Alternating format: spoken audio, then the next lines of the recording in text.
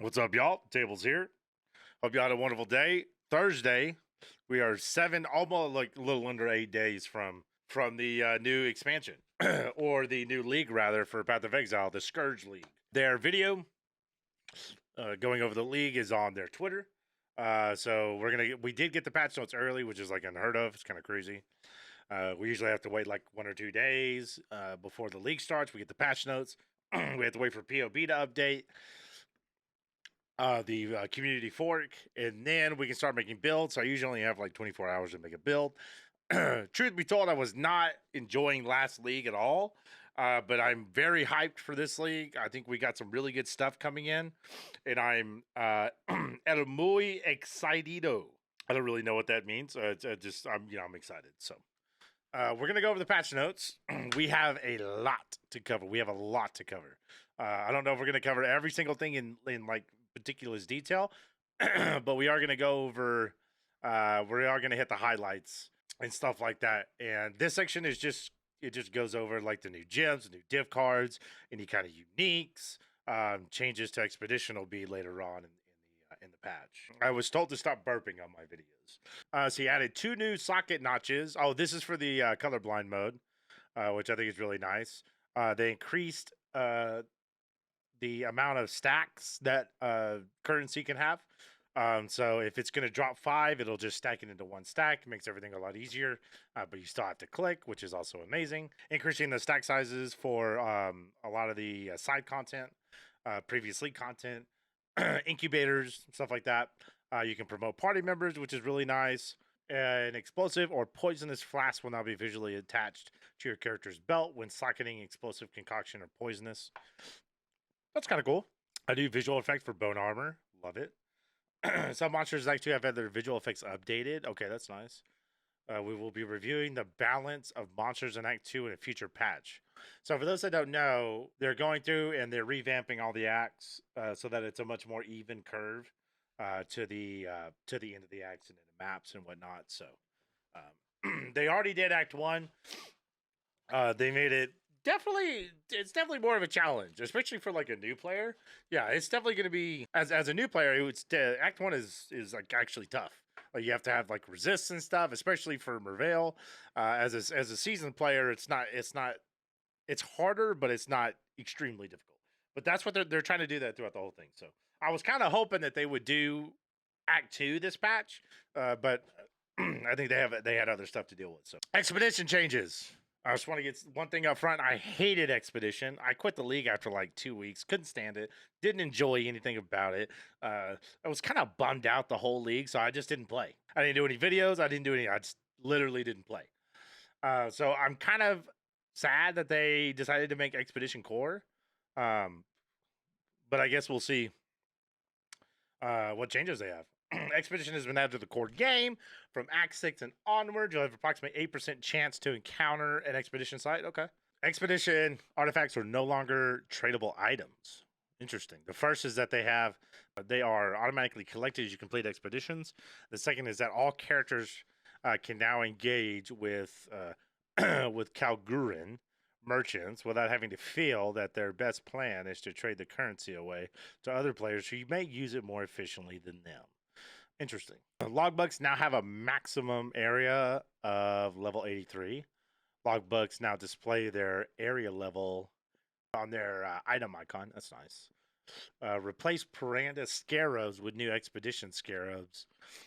This change affects existing Scarabs. So I was watching the live stream today, and they're getting rid of Pirandus in lieu of Expedition. So any currency that had to deal with Pirandus is now, like Scarabs, for instance, is not going to be Expedition related. Replace the Decadent Incubator with a new Expedition Incubator. That's nice. New Expedition Delirium Orbs, Metamorph Organs, Rocks crafting prices have been tweaked so that common artifacts aren't in higher demand than lesser. It seems like there's really good changes here actually. Expedition faction currency chests are now more common than other chests in the Expedition logbooks. Watchstone modifiers, some of which can increase the amount of Expedition rewards dropped by monsters. Okay, cool.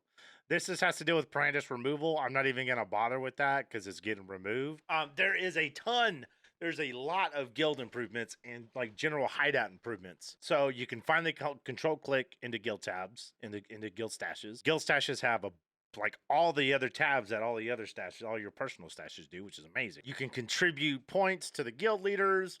The favor system has been removed. You can export a CSV file for item audits within the guild stash. It's amazing. It's absolutely amazing. Like I said, here the master level and favor systems have been removed. There's a tax system for all the decorations since there's so many now. So that's really nice. Okay, let's see. Uber in-game content. Added new Blight Ravaged maps. These maps can be attained by completing high-level Blighted maps. Can be anointed 9 times. With 3 yalls of the same type, monsters within these maps both move faster and have substantially more life. That's gonna be badass. That's gonna be super cool. Added unrelenting timeless emblems, which can drop from domain of timeless conflict encounters. Unrelenting timeless emblems provide improved rewards with monsters gaining challenging modifiers each time they are revived.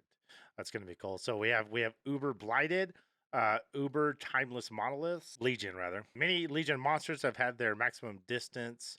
They are able to use their long range skills reduced. Hallelujah! Or can no longer use their long range skills against other Legion monsters. This is freaking amazing. Added new flawless breach stones, which are more challenging, that's more rewarding than other kinds of breach stones.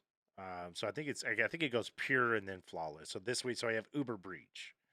Rare monsters and breach domains now drop an additional reward type, with rare monsters and flawless breach domains dropping 2 additional reward types. Okay.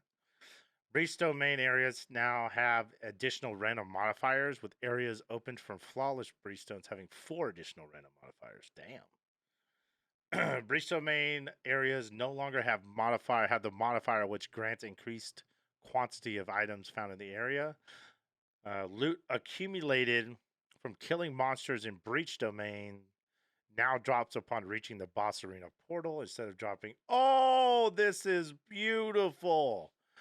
Because, like, you go through the breach, you're slaying, you're fucking shit up left and right, and then you inevitably, something good drops, you got to go back and get it, or something, whatever drops, you get a notification, it's like, I wonder what that is. Maybe it's something good. And you just have to keep going, then you got to backtrack. So this is a really nice quality of life change. Added 10 additional waves of the simulacrum. It now has a total of 30 waves. Wow, that's pretty pog. As you can expect, these are extremely difficult. Extra waves are very rewarding and feature escalating chances of getting a delirium boss's spawn. So we have 4 different Uber contents. Drop rate of delirium orbs from delirium encounters has also been increased. That's a nice little touch right there. So there's been a lot of changes with the map as well as the Atlas, and I think we're going to end up doing a video about this later on. Originally, the Atlas had 8 regions. 32 conquerors. Now it's down to 16 conquerors and 4 different regions. So they went with Haywark Hamlet, Valder's Rest, Glennis Cairns, and Lyra. The number of obtainable watchstones is now 16. There are 118 maps. Previously 164. This is a massive change. It's essentially cut in half with the amount of time you need to get to the ultimate end game of PoE, from what Chris Wilson said. So that's really exciting especially for a lot of the like non-hardcore, like really sweat players. This is a wonderful change. The list of the maps that are going away. I was very surprised that they took out Beach. Beach is like probably one of the best maps in my opinion. Fucking amazing map. The augmented distant memory unique courthouse is now a unique map. The unlock requirements for Xana's map device options have been reduced. That's nice. Bonus objectives now count 1.5 for tier for master drop 1 tier higher instead of 1% like it was previously. That's also nice. Obviously, because they cut it in half, they need to change. Map tiers and locations have been shuffled. Most maps are now initially found at a different tier. That's cool. I like that. It's always nice to get a little shuffle going on. Item base types specific to the Atlas have had their drop regions updated. Okay, so yeah, so every single section of the Atlas can drop a different base. So that's nice. Bone Helmet's going to be really good, especially like eye level 85, 86, so you can get like the tier 1 rolls, the tier 1 minion rolls. That's going to be really nice. Lyra is going to be a very sought after maps, especially for steel rings and stuff as well. And I really see like crystal belts will be definitely a wanted, as well as two-tone boots. Well, actually, there's two-tone boots in each of them. Probably the evasion energy shield ones are going to be the most sought after this league, I think, based on the changes. Additional targets for the following prophecies have been added, as their original targets can no longer be found on the Atlas. Okay, it just gives a list. The option for Maven to release all bosses at once is now a modifier found on Maven invitations. That's awesome. Love that. Captured boss progress in the Uncharted realms is no longer lost in permanent leagues. I haven't really gotten as far as like doing like the like the feared or like the really in-game Maven stuff, so I don't really know how that's going to apply to most of the like the real dedicated players. Some of the map bosses you are required to defeat to upgrade your Pantheon have changed. Okay, we can always look that up. Crafting recipes that were previously unlocked in maps that have been removed are now found within other maps currently on the Atlas. That's great. Mini divination cards. That was obviously one of the big things. If you remove maps, some maps have specific divination cards. Obviously, those are now going to be found. And all the other maps that have been shuffled around at this point. It's a shame that they kept Basilica in because Basilica fucking sucks. You guys will have to excuse me. I have really bad ticks, and clearing my throat unfortunately is one of those ticks. So you guys will have to bear with me. I'm gonna try and edit out like what I can, but if I don't get everything, I do apologize, y'all. Okay, let's continue. Okay, some Atlas passives have been removed as a result. A number of the Atlas regions, while others have been moved to another region. So, okay, so this is going over like which Atlas passives like have Blight, which have Zana, or not Zana, but the Temple of Etzawaddle and stuff like that. So, new expedition only passives. That's going to be nice. I'm not going to go over too many of these. I'm sure it's just changes to the existing passive tree for each of the areas, such as Blighted. They did a revamp on Delve, so I'm sure they'll touch a little bit on Delve. Oh, well, here we go. Delve changes. The current state of Delve leaves players having to spend a huge amount of time playing through relatively easy content in order to reach the content that is more challenging and rewarding. Delve doesn't sufficiently reward this time invested. I could not agree more. You go all the way to end game, you get through maps, so you want to take a break, you want to start doing some delving. Well, then you start at like against level like 28 mobs. That's boring. It's fucking it's kind of lame. And I don't enjoy it. Now, I would prefer to start at a spot in the delve that's equivalent to my level. Ideally, that would be the best thing. Solution: make delve difficulty and reward scale much more quickly with depth. Grant high level players immediate access to harder delve content. This is thumbs up. This is Pog. Make a number of changes to the rewards difficulty and monster mechanics of delve to make the content more challenging and rewarding. Love it.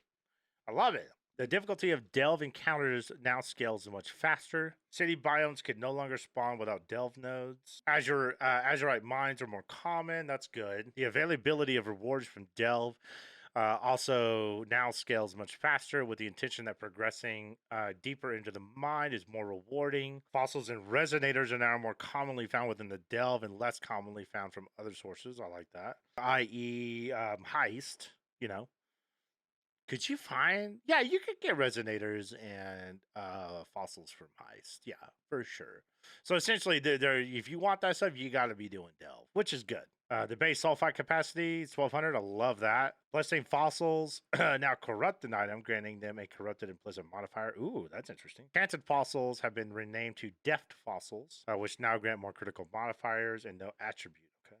Fundamental fossils. Encrusted fossils have been renamed to fundamental fossils, which now grant more attribute modifiers and a critical. Okay, cool. Tangled fossils now makes a random modifier much more likely and prevents another random modifier type previously granted from any fossil modifier. Labyrinth changes. Now we heard about this. I think we heard about this from one of the leaks on Twitter. But essentially, all you need is an offering of the goddess to be able to go in to do your Uber. You no longer have to, rely on the RNG of getting the specific trial and then getting all 6 of them done, and then you can go to Uber. This is fucking chef's kiss, right? This is huge for our Labyrinth boys and girls who love to farm Labyrinth, and they'll be able to get access to it like super early, right? So there's a lot of currency to be made in Labyrinth. Element mitigation. This was already gone over in a previous purposeful leak from GGG, and so we're not going to go over too much of any of this stuff because this has already been leaked. I would really prefer to get into the meat and the bones of the patch notes. Same thing with the core defenses and recovery. All this has been detailed. I think it was 5 or 6 days ago. So we're not going to get into any of this stuff. So yeah, okay. So now let's get into the Ascendancy changes.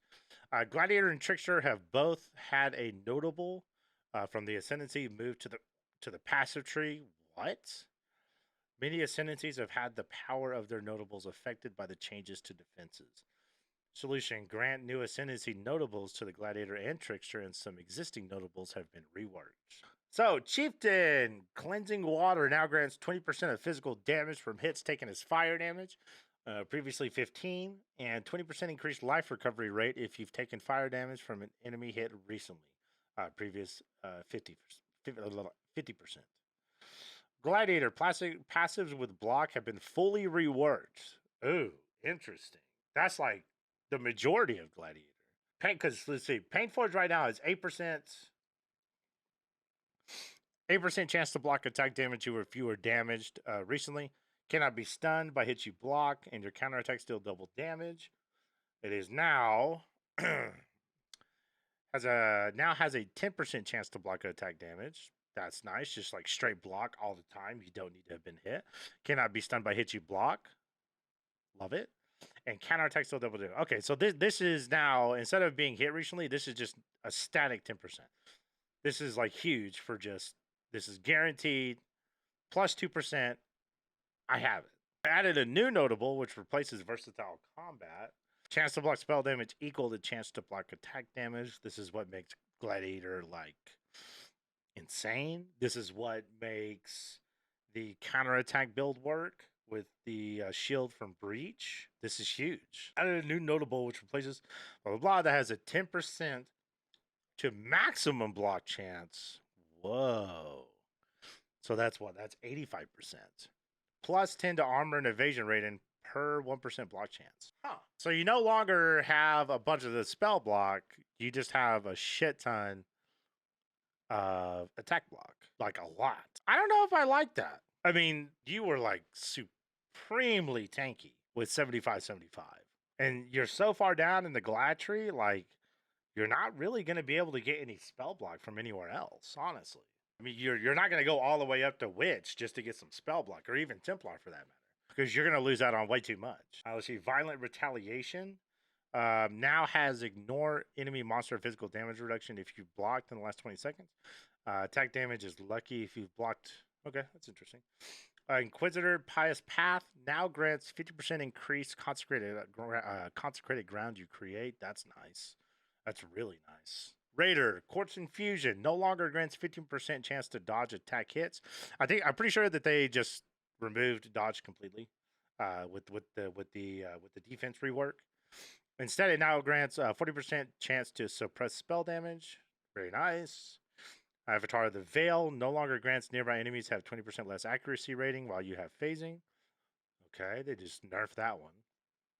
Avatar the Chase no longer grants 35% more chance to evade melee attacks during onslaught, or 35% more chance to evade projectile attacks during onslaught. Instead, now grants 10% more chance to evade attacks during onslaught. Okay, so Raider got kind of hit, honestly. Trickster, Patient Reaper. Yeah, okay, so Patient Reaper, you get life, energy, shield, mana on kill, 3%. 70% increased recovery rate of all your life mana energy if you've killed an enemy with a damage over time recently. Face Reaver now grants 50% increased recovery rate if you've killed an enemy. So that got nerfed, which is fine. It's 20%. I don't think it's going to make a huge deal on Reaper because you're still going to be recovering the 3% base. And so I'm totally fine with that. Added a new notable, which replaces Ghost Dance. So Ghost Dance is probably moving to the passive tree. That provides every 10 seconds, you take no damage over time for 5 seconds. That's kind of dookie. Let's see. Born in the Shadows now grants 50% reduced damage taken from blinded enemies. That got buffed. Ascendant Trickster passive points now grants 15%. Okay. No longer cannot be stunned. Raider no longer has a 10% chance to dodge attacks and now has a 20% chance to suppress spell damage. So it's essentially the same as the above, but kind of a watered down version of it because it is Ascendant, of course, Scion. So they're not going to be like maximum strength. Okay, so we're going to just hit some highlights here. Because we really don't need to go through anything. We don't really need to go through every single thing. Some of the big highlights are Awakened gems are being buffed, specifically buffed to where at level 1, it feels like a clear upgrade from the level 20 non-awakened version, which is huge. Melee skills, skill gems are having their melee range taken off and then added into the passive tree so that you can invest more into it and have it be more meaningful. Shield skills with the changes to defenses are doing too much damage. They're essentially just going to lower the flat damage bonus on these skills to kind of rebalance them in a place where they're not so crazy overpowered. Forbidden Rite and totems, you were able to do way too much, way too efficiently with a totem and completely bypassing the self-harm mechanic. And so that's going to be mitigated and changed fairly significantly. We have just general buffs to certain skills, Voltaic Burst, Explosive Concoction, Absolution, and Ambush. We have a new critical tag on skill gems. Well, on every gem, really. We're getting a change to mana multipliers. Spectral Throw is getting its mana cost lowered, which is nice. Wards are getting buffed. The ward defense stat is getting buffed. Breach uniques are getting buffed. Critical tag, like I mentioned before. Adziri's unique drops are getting a bit of a reshuffle. A minor change to a very specific cluster jewel notable. Valley Mortal Call is getting nerfed by increasing its cooldown time. Let's see, we have a map boss of ailment threshold. Bring the ailment threshold of bosses with very high ailment thresholds in line with others. Socket crafting unlocks a meta. Oh, okay. So this is all the unique crafting modifiers that are found in very specific, unique content in Path of Exile are now all going to be found in maps because they realize that not everyone does Delve, not everyone does Incursion. And so that's a wonderful change for especially someone like me that doesn't engage in every single type of content that PoE has to offer. So that is a big thumbs up. This is also a huge one. Change veil crafting modifiers to unlock all tiers from a single veil.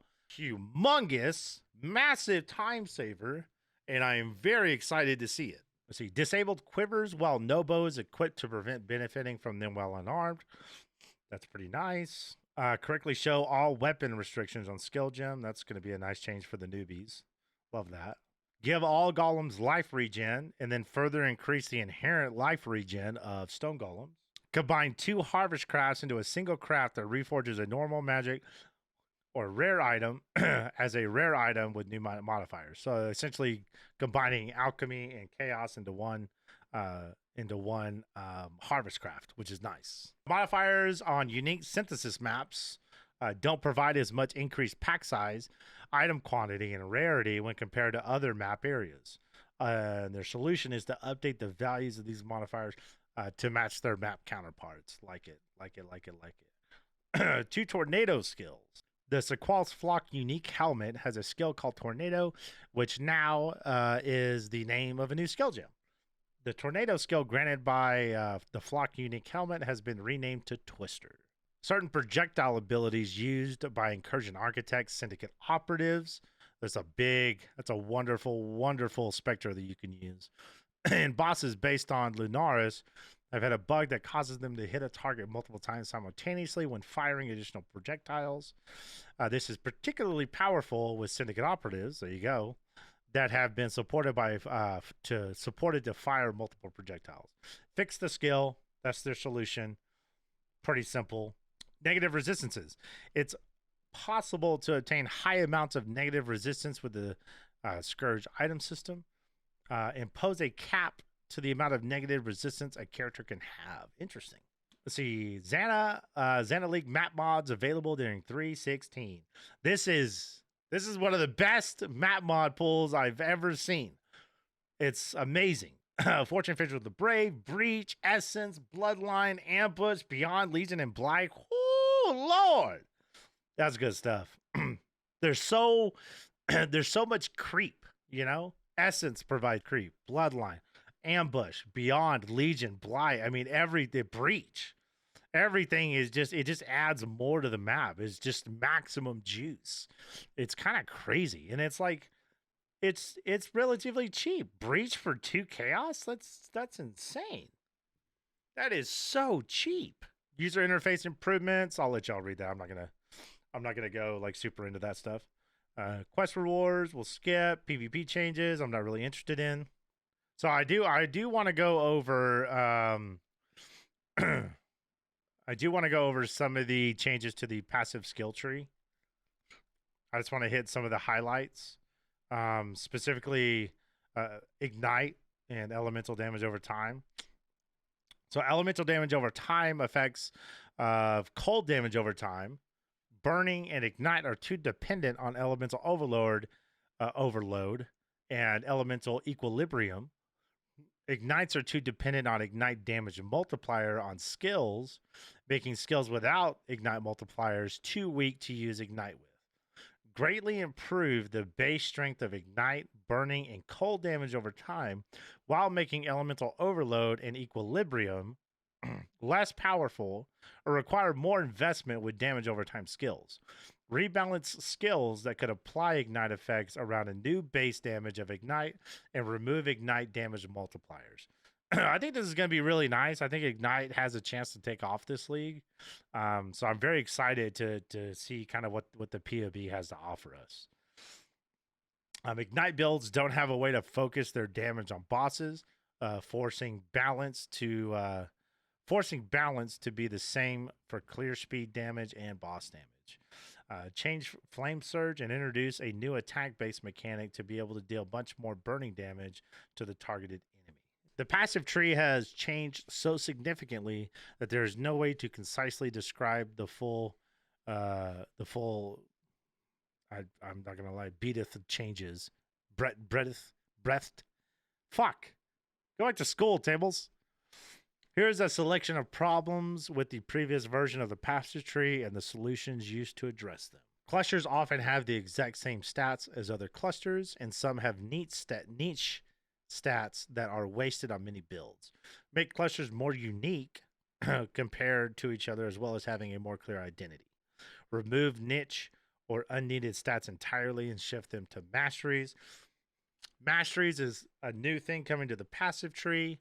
And they've essentially got like anything that's like hyper niche in the passive tree is now condensed into a themed node, right? So you have a cold node here, a cold node there.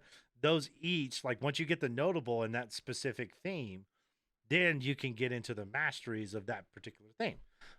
So like increased chill, increased damage over time.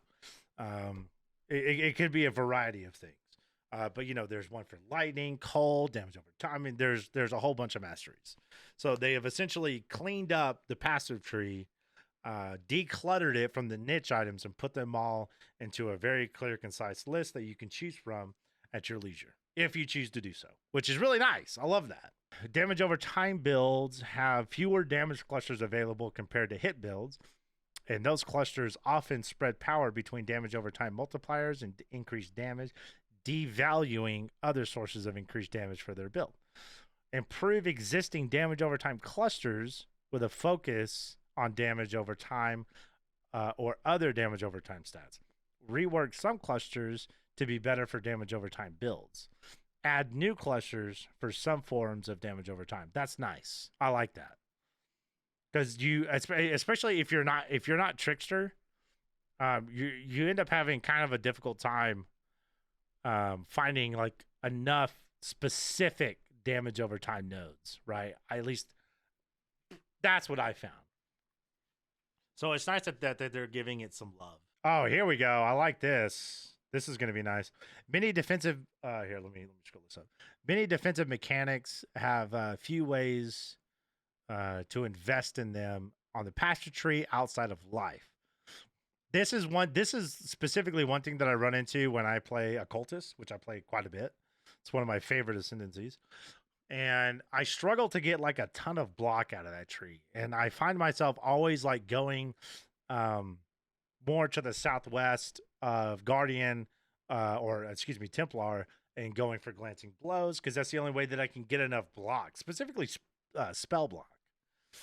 So let's see. Add new clusters for spell block, spell suppression, life regen, life leech, life on hit, life on kill, life recoup, energy shield recharge, ailment mitigation for every ailment type, curse mitigation, stun mitigation, life and mana flask. Oh, the majority of clusters removed from the tree are offensive, while the majority of clusters added are defensive. This is wonderful. I love it. Say, due to the sweeping changes made to the passive tree, existing anointments that apply to a notable that have been removed will now apply to a different notable. We've also taken this opportunity to review all the oil combinations required for notables. That's nice. And it looks like we are at the end. So we have a lot of really good changes, a lot of really fantastic stuff. And thanks for hanging out. If you enjoyed it, don't forget to like, subscribe, comment, all that good stuff. If you know anyone that watches PoE or plays PoE, share this video. If they don't want to go through the patch notes, I'll go through it for them like we just did. Have a wonderful evening, and I will talk to you guys soon.